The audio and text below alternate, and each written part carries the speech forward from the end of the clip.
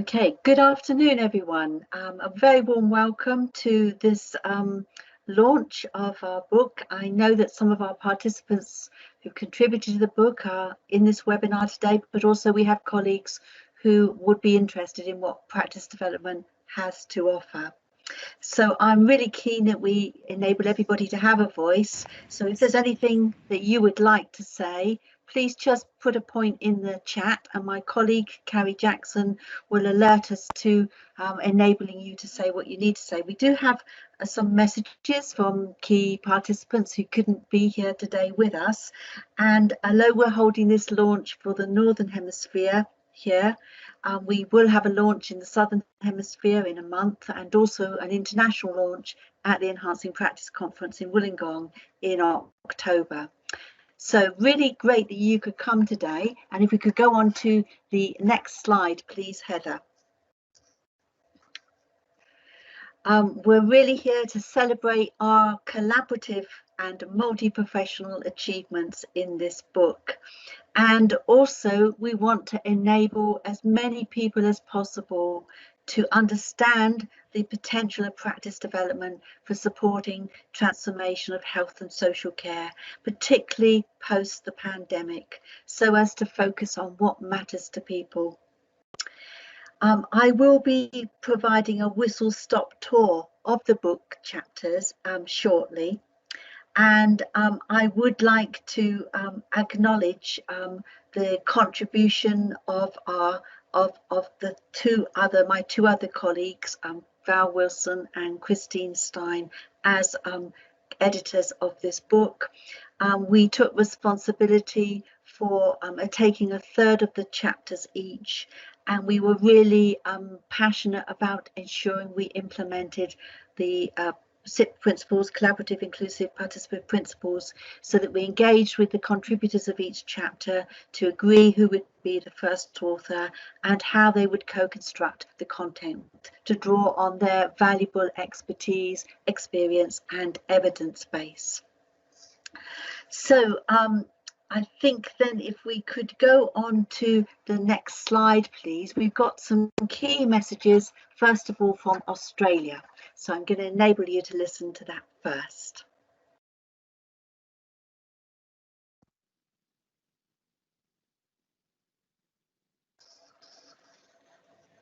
G'day from Australia. My name's Emma. We're so sad that we can't be there with you to launch the new edition of the PD book, but wanted to say hi and talk about our experiences of being able to be part of this wonderful piece of work.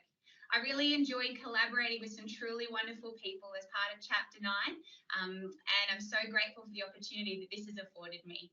Alira, how was your experience?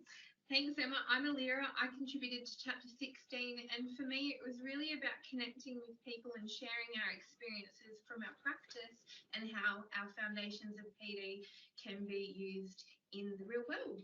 Val? Great, and I just think it's so wonderful that I get to have shared this experience with everyone, and especially showcasing some of our younger person-centred researchers, which Emma and Alira are. So have a great time. I'm sorry we can't be there, but hopefully in a few years we might all get together again. And good luck with the event tonight. Thank you. Thank you, Australia. And we also have a few words from our colleagues in Norway as well.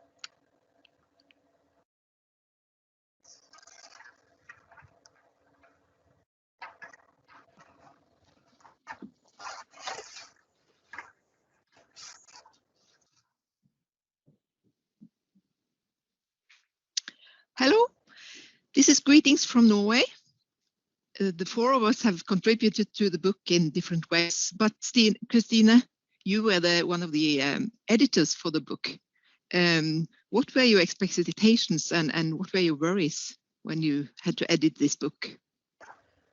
First of all, I had great expectations. I really look forward to edit this book because there are so many people who want to contribute to the book with different kinds of experiences in PD work.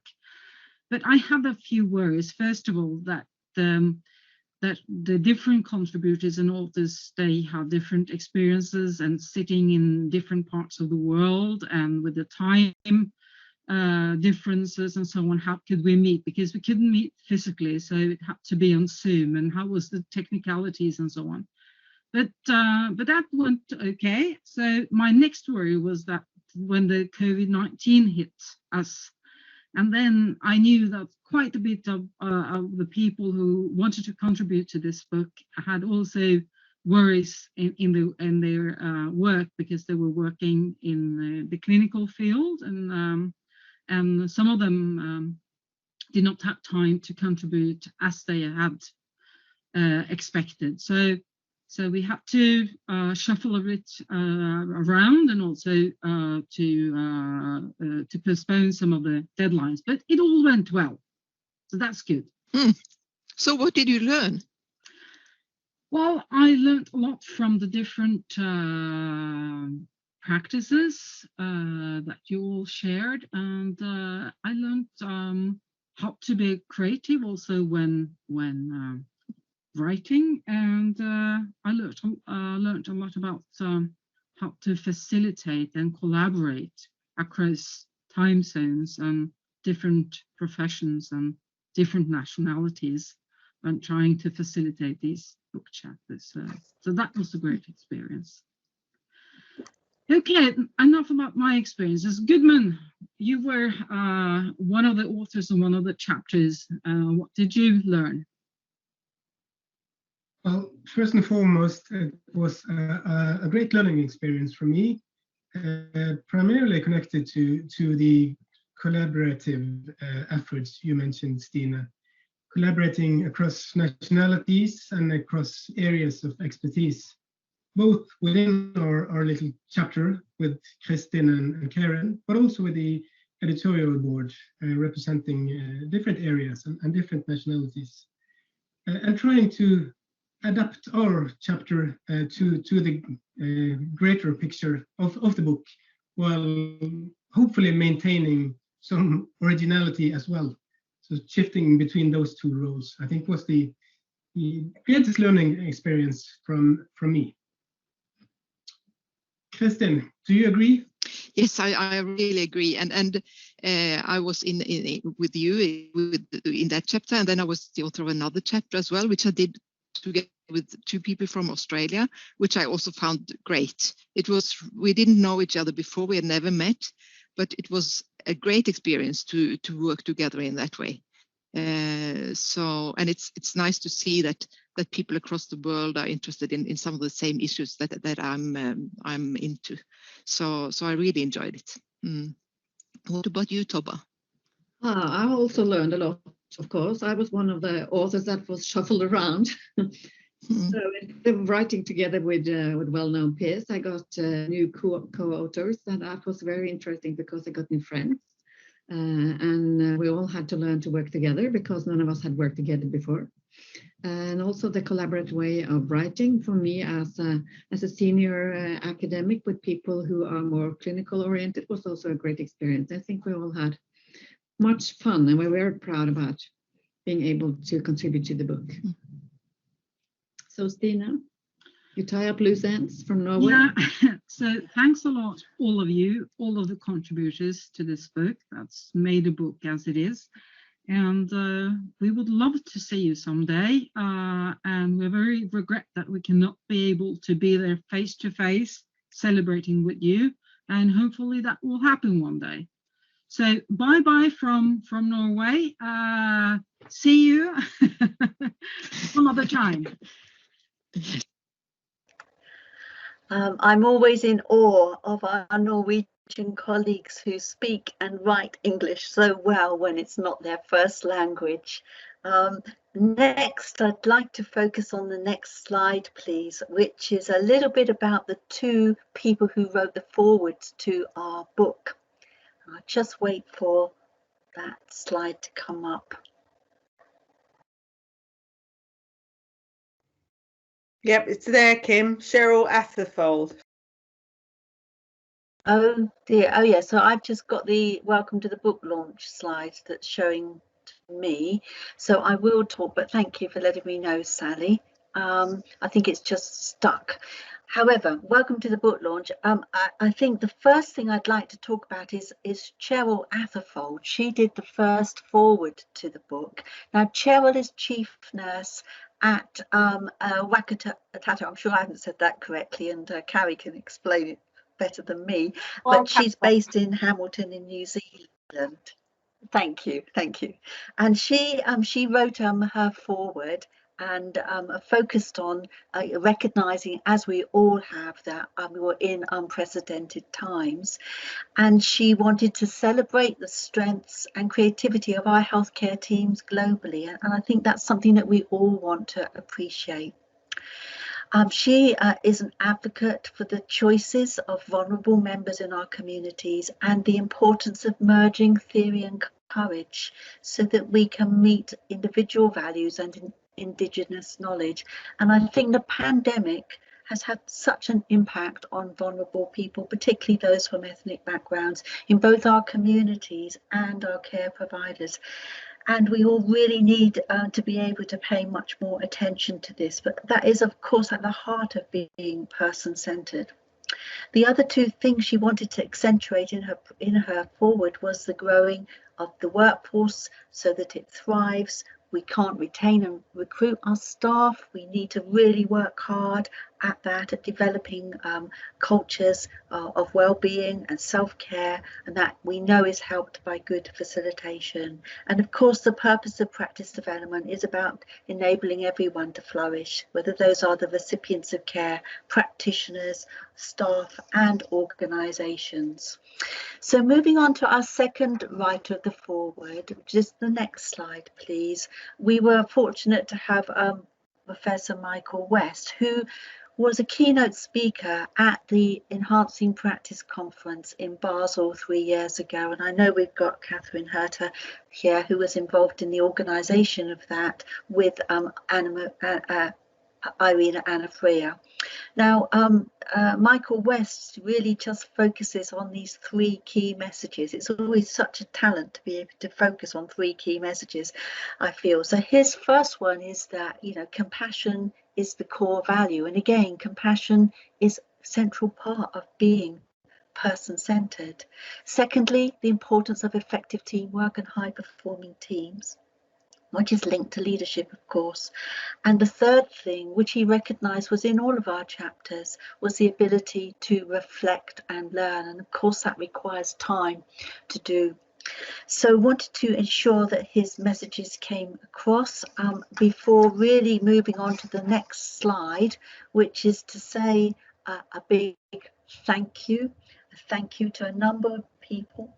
The first of all to all our contributors, which we've drawn from all of the healthcare professions and have included ensuring that the service user has a key voice up front. Well, thank you all for doing such a brilliant job at difficult times. Secondly, I'd like to thank Marie Parker, who was a brilliant administrator in Wollongong, who has enabled us to deliver on the time frames and get everything together for Wiley across time zones. Thirdly, Wiley for helping us with the second edition of this international text, which is quite different to the first edition. Then also the University of East Anglia, Sally Hardy as Dean of the School of Health Sciences, and also our colleagues Heather and Rebecca, who have enabled us to hold this webinar with support from Carrie Jackson and Jonathan Webster, our other colleagues. And lastly, just to remember our families and those people who are important to us, because as we are passionate about achieving our ambitions and aspirations to make a difference, there are always consequences for those people who are important to us. They are the bedrock that we rely on to enable us to move forward collaboratively together, and I wanted to acknowledge those. Thank you. So moving on to the next slide, I'm going to give a sort of like whistle-stop tour of the book. It's not in order of the chapters, but I thought I'd give you a sense of that, and others might want to say things as we go through or at the end, as I mentioned earlier.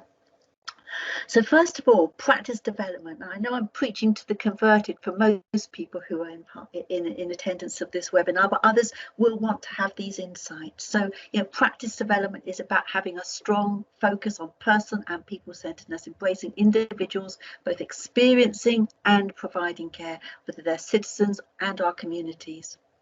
Practice development is about systems level working, and therefore an integrated skill set required to grow the workforce to enable sustainable person and people-centered approaches over time. It's about the facilitation skills that integrates learning with all the other functions of development, improvement, inquiry, knowledge translation, and innovation, drawing on the workplace itself as the main resource and focusing on what matters to people. There's a growing recognition in practice development of workplace culture, particularly of the contributions of our frontline teams and how important it is for those clinical leaders that create cultures where everyone feels safe, can flourish, can grow, can take risks. Cultures that are person-centered, safe and effective, using the best evidence through leadership and facilitation. And lastly, the embedded research concept that focuses on practice-based research and evaluation, recognizing the complexity of the context in which we work. So on to the next slide. We've broken up the book into two, well, not equal halves, but two halves generally, I suppose a third and 2/3.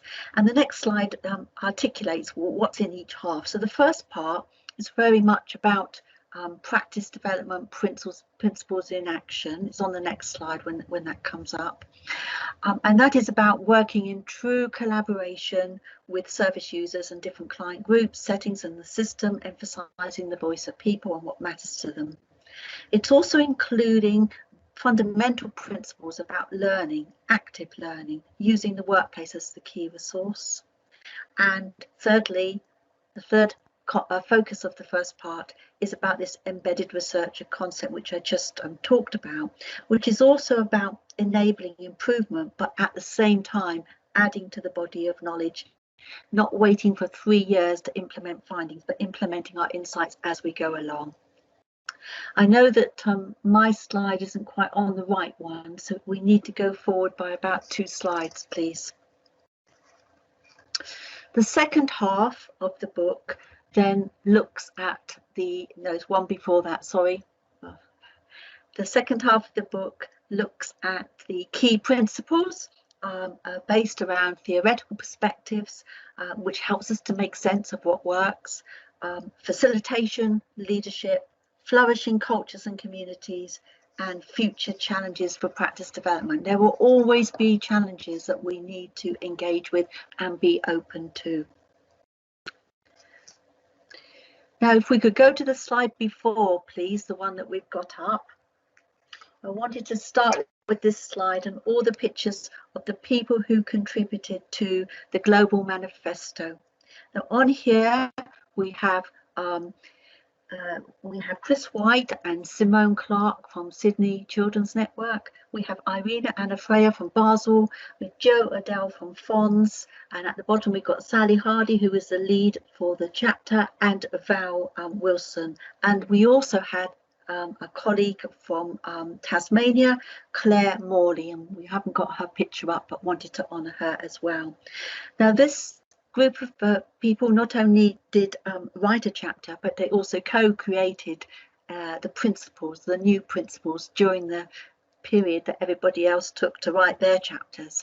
And they did that by engaging with as many people as possible to develop new directions for practice development based on the previous principles of practice development, but really, getting them really up to date and focused on what matters.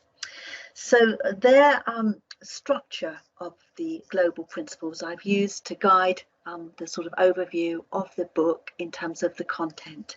So moving on to the next slide, we do see in overview what those principles look like. So in this slide, I've got on the left hand side where we started off over 20 years ago.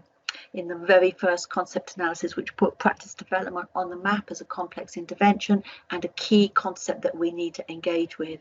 And that original left-hand side model really emphasized the same values that are important today. It's just we've become more focused and more skilled in articulating what matters.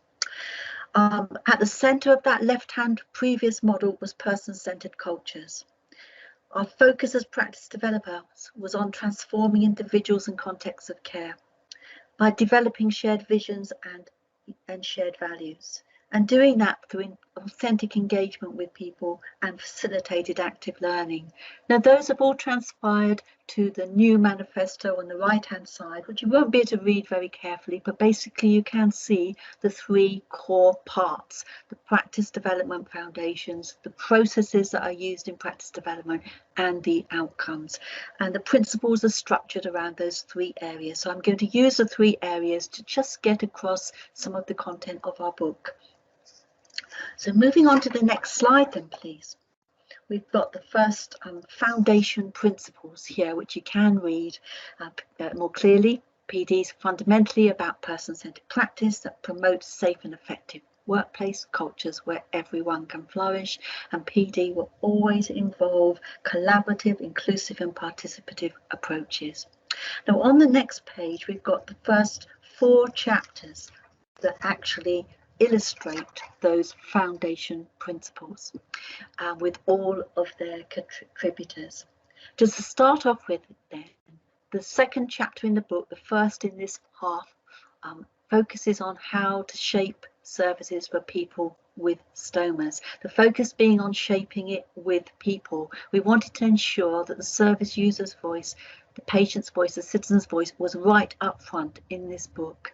And so we've got our colleagues Julia Kirscher from Wollongong, Kristin Eriksson, who you saw before, from Norway, and Greg Fairbrother from Sydney, talking about how they've worked with those principles.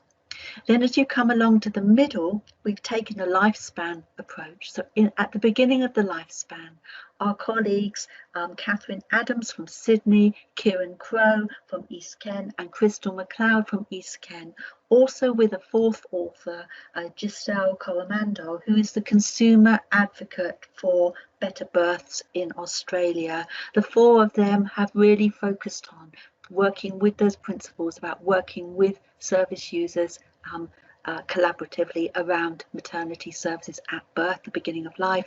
And then at the end, we've got colleagues who've looked at care for older people at the end of the lifespan. So here we got Vicky Trainer from Wollongong, Duncan McKellar from Adelaide, Andreas Buscher from Osnabrück in Germany, and Rita Chang from Wollongong as well. And they have focused on their experiences of trying to do that across those different countries. Then on the right-hand side, we really have to embed these values and principles within our systems. So the design of person-centered communities and practice is absolutely essential across our systems, and we need to engage our commissioners to ensure that these principles and values are embedded. So these 3 colleagues, so we've got Sharon Lee, who it's the first time she's edited a chapter, Maya Rabuto, a GP, and Toba Sudman, who you saw earlier from Norway. They have looked at what are the criteria for the systems that we develop to ensure that they are person-centered and collaborative. So hopefully these insights will attract you to reading some of their lessons learned. Okay, so on to the next page. And now we're looking at the processes that were in that Practice Development Global Manifesto. So there are 2 processes, and they link directly to one chapter, but touch on some of the others. So PD blends creativity with learning to free people's hearts, minds and souls to achieve new ways of thinking, doing and being. So it's solution focused and also can engage with changing contexts. The second one, the PD utilizes active work-based learning to facilitate individual practice, cultural and system transformation. So on to the next slide, we have a chapter that really focuses on the educational aspects of using the workplace as a key resource for learning with integrated purposes. So my colleagues are on the left are Beck Middleton and Tracy Moroney, both from Wollongong, have taken a strong focus on how you grow people formally in higher education to do these sort of things. Then Carrie Jackson, looking at the contribution of continuous professional development to person-centered, safe and effective care, how we prioritise, how we commission for it, and how we ensure that it makes a difference. And then Ruth Germain, a colleague from East Kent, Medway in East Kent, who has looked at co-creating together a whole approach to place-based learning across the system. So moving on to the next one, giving you a real tour of this book. So practice development is a facilitated process. Okay, sorry, that what you didn't need to hear, that was from our original webinars, but just to say quickly that PD is a facilitated process that seeks to promote critically informed action. And so we can go on to the 2 chapters that explore facilitation in more depth about this. So the first chapter on the left is about unpacking and developing facilitation. So we've got authors here who have got great expertise in both enabling people to develop foundation skills in facilitation as well as advanced skills. So we've got Bex Middleton on the left from Wollongong, Margaret Kelly from New South Wales, Caroline Dixon from Edinburgh, Famke van Lieshout from Fontys, Netherlands, Katrin Herter from Basel, and also Christine Boomer from University of Ulster in Northern Ireland, as well as Val Wilson, who was a member of this writing group.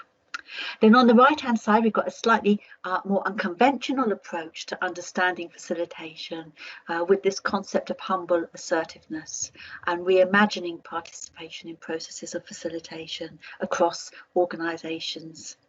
And here again, we've got Goodman Agotas, who you heard earlier, and Kristin, as well as Karen Takia, who is a chief nurse for Prince of Wales Hospital in Sydney.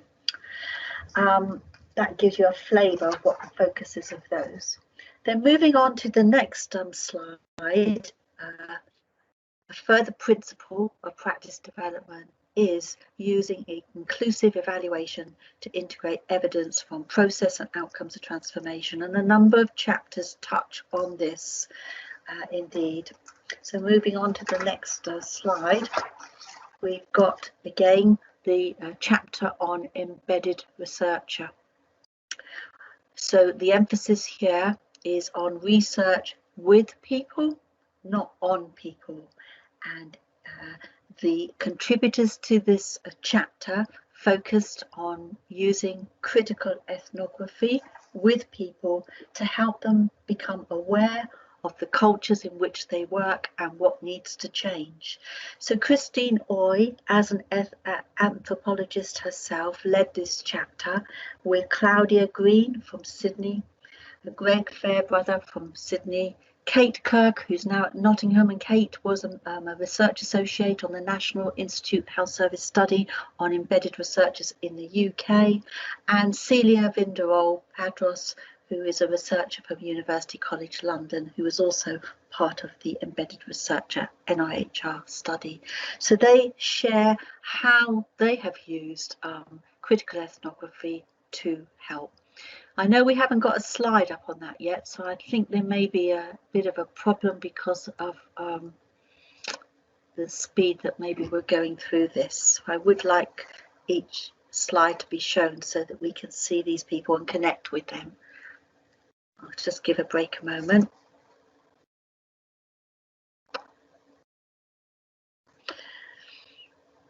It says reload to display presentation. So I'm just waiting to see if Heather can address that at all. And have a little break whilst we're waiting.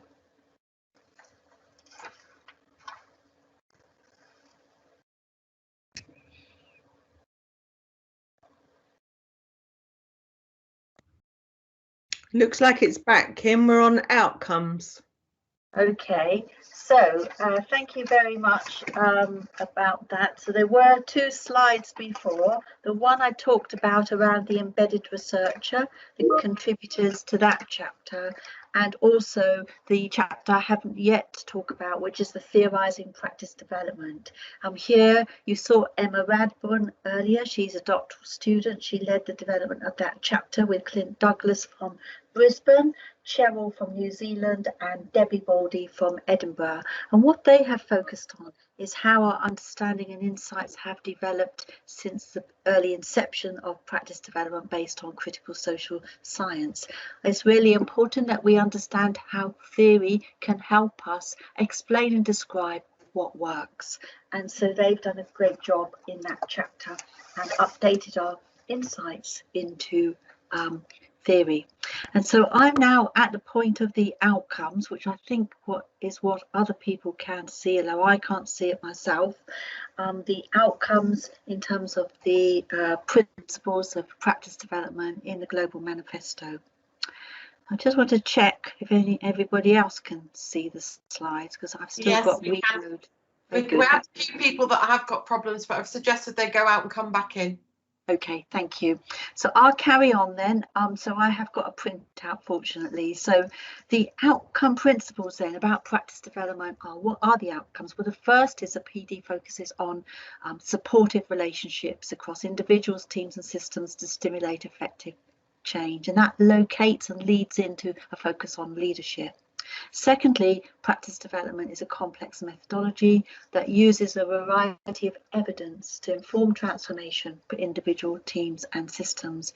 So we have 3 chapters on leadership, which is a complete step forward from the previous edition where we had nothing on leadership. Yet leadership is the absolute key to developing cultures that are person-centered. So the next slide includes 2 of those leadership chapters. One of them is on leadership as a supportive relations, for supportive relations and enablement, leadership as enablement. And in that chapter, we had Bex Middleton from Wollongong leading that, Sean Cardiff from the Netherlands, Fontis, and Belinda Dewar from Scotland. And then that sort of leads very nicely to our focus on systems, which the World Health Organization argue that we need to focus on now in terms of integrating our health and social care through a paradigm shift that enables us to think differently. So this chapter on systems leadership enablement of collaborative practices is led by Annette Solman, who's Chief Executive of the Health and Education Training Institute for New South Wales. Ian Setchfield contributed to this chapter with his insights on systems leadership, as well as Jane Christie from Scotland, in relation to the systems leadership model for consultant practice across England and the UK. Moving on to the third chapter on leadership, which has got a large contribution from East Kent Hospitals.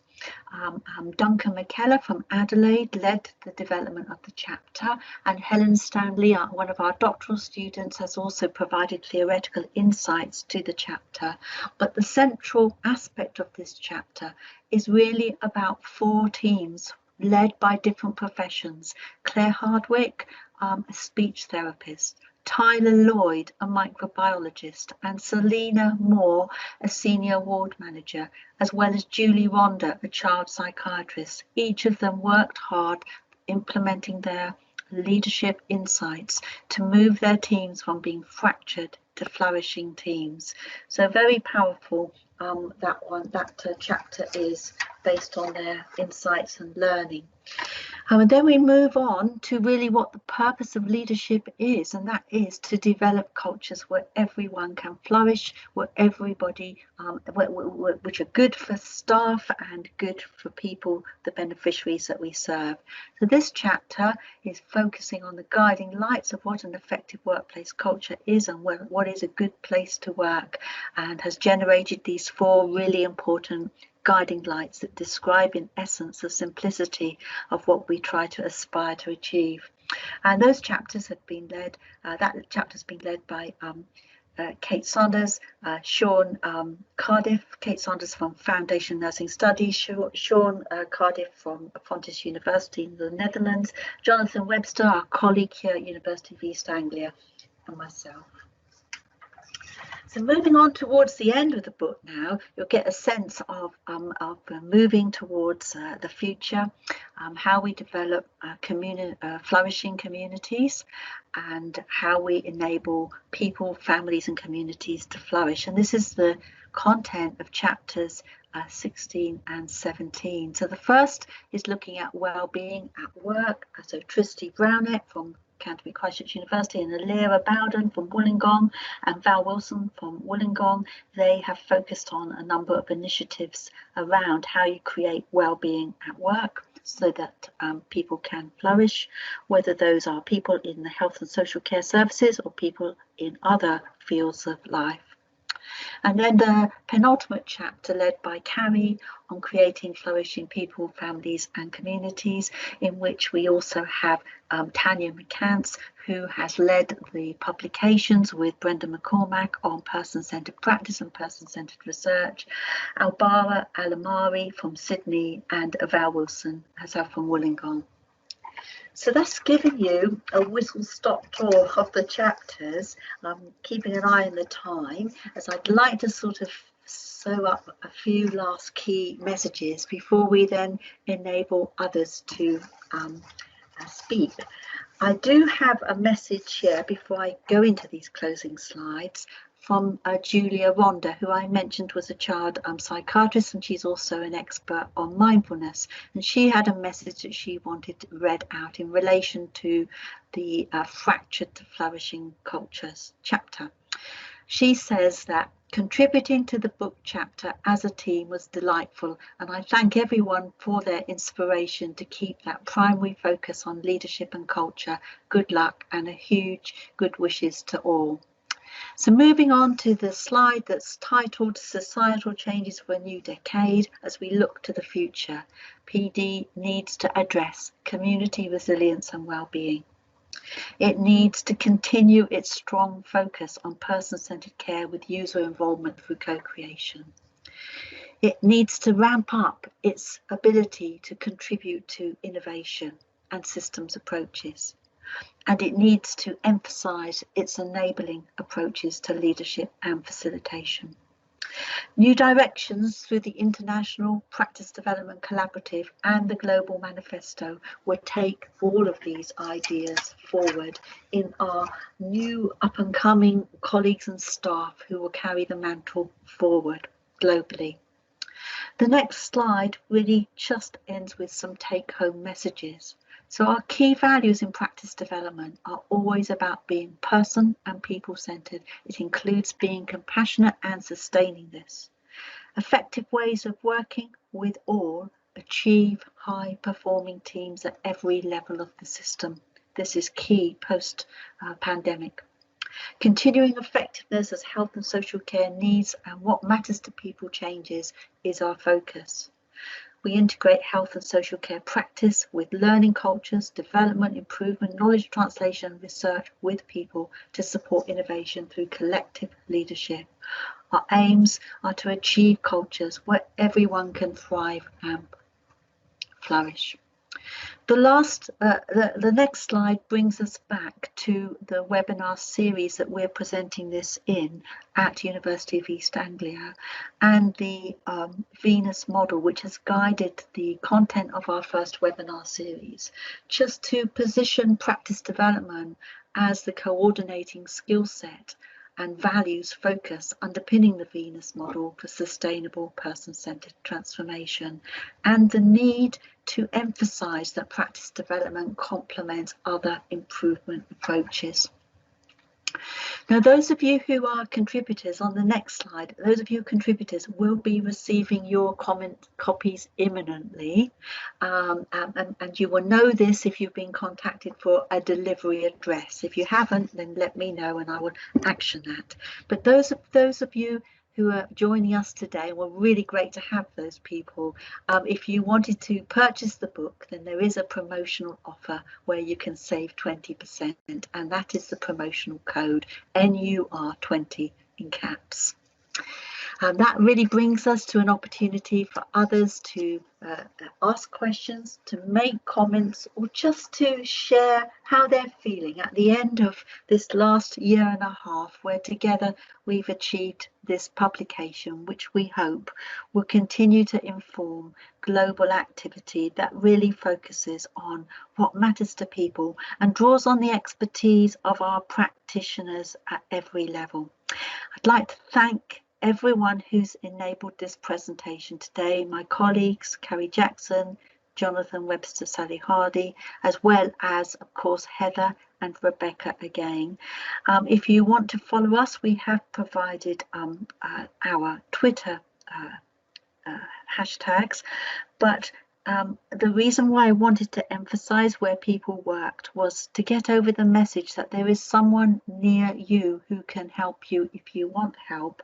And in addition, the International Practice Development Collaborative has launched its Critical Companion database, which means that if you want to contact somebody with practice development expertise to help you on your journey, there is always somebody a click away who you can talk with and share your ideas with, as well as, of course, contacting us at the University of East Anglia. Thank you for listening. I really want to enable others who've joined us to have a chance to say anything in the remaining 20 minutes that we have. Thank you. Thanks, Kim. Carrie. Can I just come on camera and just say, can I ask the audience to unmute themselves to give Kim a round of applause, please?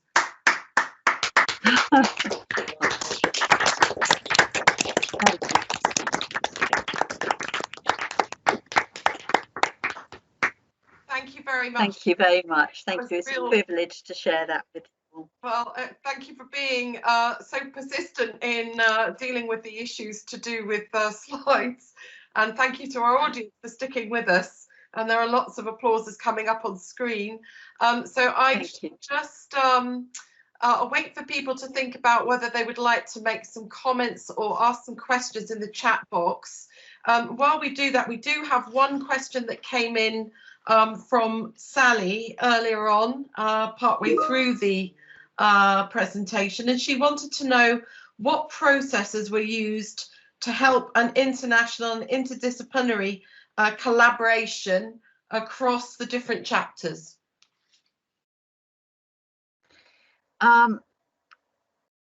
Okay, well, some people will be able. Who was it who asked that question? Sorry, that was Sally. Sally, you led the way in your chapter, but yes, the processes that we used. Well, first of all, we didn't want to make assumptions about who would be the lead author, as in academia that often is decided in advance. And secondly, we wanted to ensure that each of Europe, the UK and Australia, New Zealand were included wherever possible in each of the chapters. So we identified people who we thought could contribute to the topic area. We then, each of us were responsible for 8 chapters each. So for our 8 chapters, we then set up a teleconference, and then we sort of had a facilitated discussion to address, first of all, whether anybody wanted the opportunity to be a lead author or whether they wished to be a contributor. So that all worked out really well, because actually we didn't get many people who wanted to be a lead author, because it does involve more work.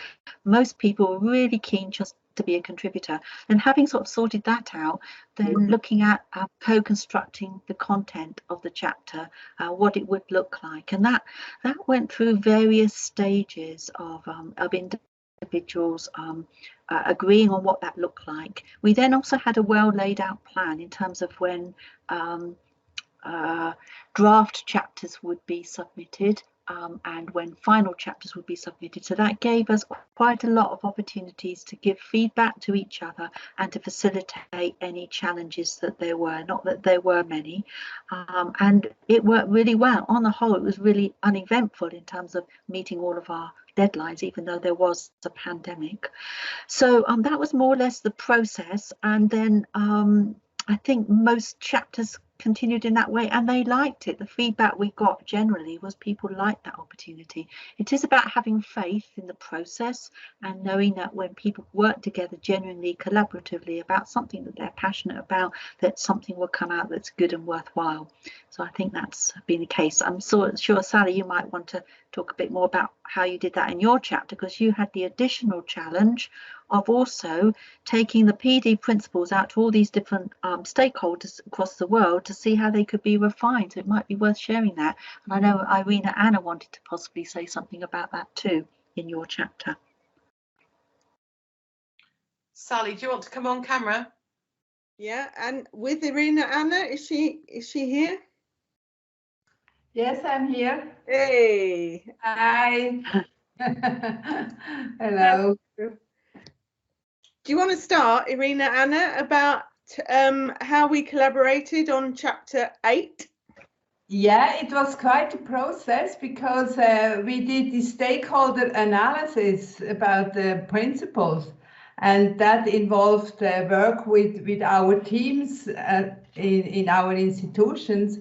I, for example, went into meetings with clinical nurse specialists, and we were talking about the principles and how they understand the principles, how they are working with the principles.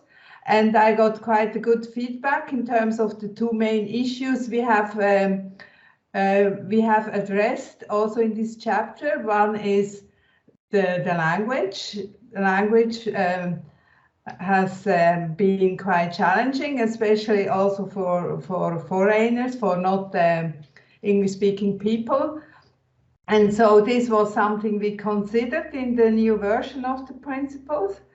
And the second theme was the ordering, the hierarchy.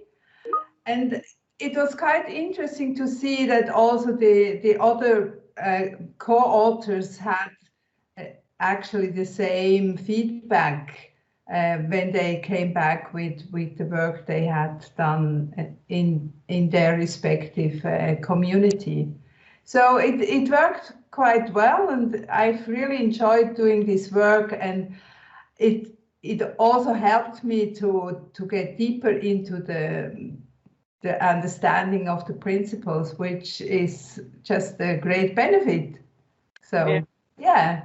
And it was really good to work across the continents. It's been really good work. I've enjoyed that, and I've also really appreciated your lead in this work, Sally. Yeah. Thank you. Jo's on as well, isn't she? So Jo, I don't know whether you want to come on and answer Angie's question as to whether we radically changed the fundamentals and the process and the outcomes, or change the PD principles themselves. Do you want to explain that process? Yes, hi everybody. I mean, essentially, the biggest piece of feedback that Irina Anna talked about was the need to look at the use of language. So we spent many conversations talking about the language and what we meant by it. So I would say, Angie, there aren't radical changes. I think what the biggest changes is the way we've tried to describe each of the principles and how we've ordered them in terms of the foundations, the processes and the outcomes. So, but please come in, Sally and Irina Anna, if you want to contribute. No, that's great, Jo. I'll let other people speak. But I suppose the other thing to add is right from the outset, we agreed our ways of working were going to be collaborative, inclusive and participatory. So in co-constructing the chapter, we wanted to live out the values and the principles of the work that we were championing. So, and yes, it was frustrating at times, and yes, it probably took longer than writing a conventional chapter, but actually I think we're all really quite pleased with the outcomes, and we're now moving to think about how we can translate into different languages the PD principles as a global manifesto. So that work is now going to continue. So thank you, Kim, for allowing us some airtime. Pleasure. That's great, thank you. I wonder if it would be helpful just to share some of the comments that are in the chat box with you, Kim. Thank you. Colleagues. Helen Stanley, who was one of our contributors, said, "Thank you, Kim and the team, for the opportunity to contribute to the book.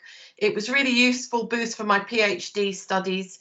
It was a great experience working virtually alongside Duncan McKellar and the staff from across the globe, and I'm very proud of what we've achieved together in chapter 13, which is From Fractured to Flourishing Cultures, Developing Clinical Leaders in Frontline Culture Change." We've got comments from Betty Ann Robinson, who says it sounds like a very interesting book with many new developments explained. Very much looking forward to reading it. Well done. Lots of appreciative comments about from colleagues saying thank you to all involved. From Kate Sanders, especially the editorial team. Thanks, Kate. Christine Boomer says, thanks, Kim. Great to get this overview. Sounds like an exciting book. Looking forward to reading it. And I'm just scrolling back through. I don't know if any of our other book contributors would like to come in and talk about their experiences. Joe Odell, actually Joe's mentioned a very important point, that COVID has probably helped us get used to collaborating over Zoom and working in different time zones rather than just via email. So there has been an upside to COVID in terms of helping us to collaborate more effectively.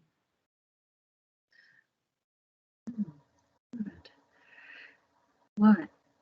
Jonathan has just posted in here, the Guiding Lights for Effective Workplace Cultures have been commissioned as a national pilot in England by NHS England Improvements, and a great opportunity to bring this collaborative work to the fore. And I think, Kim, weren't you saying the other day that the Effective Workplace Cultures original 2011 paper is still up there in terms of one of the most cited and downloaded papers? I think it's the second one at the moment, but it might have changed because the new edition has come out. But no doubt Kate Sanders will be able to tell us. Yes, Kate. Have you got that at your fingertips, Kate? I think we have been pipped, but it's still very, very popular. That's great. It's got well done. Well done. Well done, everybody. Tanya's just posted a lovely message. What a great achievement to deliver this book during a very challenging year. Thank you for being able to contribute. Thank you, Tanya. Okay, so I think we're probably right now it's just unfortunate we aren't able to be together and celebrate with a glass of champagne or sparkling. So I think we have to take a virtual glass up, imagine the sparkles, and ensure that we have a glass to celebrate tonight with our family and friends. So thank you all again for the wonderful contribution, for participating today. And I'm looking forward to continue to working with you all in some form or another in the next period of time, and that we see the launch of the Global Manifesto as really marking the next era in practice development impact globally. So thank you again. Thank you, and safe journey and good evening home. Thank you very much, everybody. Thank you, Kim. Thank you, colleagues.